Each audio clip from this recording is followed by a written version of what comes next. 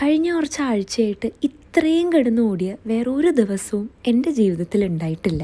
ഒരു full packed മാസമായിരുന്നു June end വരെ. ഇപ്പോഴും അതിനൊരു കുറവുമില്ല.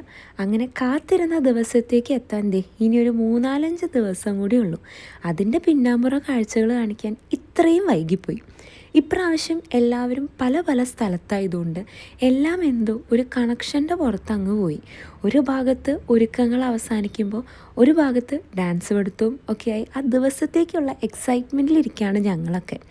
വീട്ടിലൊരു കല്യാണാഘോഷം ഉണ്ടെങ്കിൽ ആ ചടങ്ങിനേക്കാൾ എന്നെ എക്സൈറ്റ് ചെയ്യിപ്പിക്കുന്ന ഒരു കാര്യമുണ്ട്.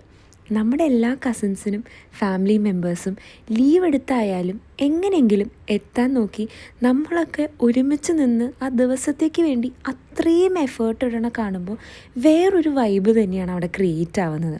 അപ്പം എങ്ങനെയാണ് മനസ്സമ്മതവും കല്യാണവും കൂടാൻ നിങ്ങളും റെഡിയല്ലേ?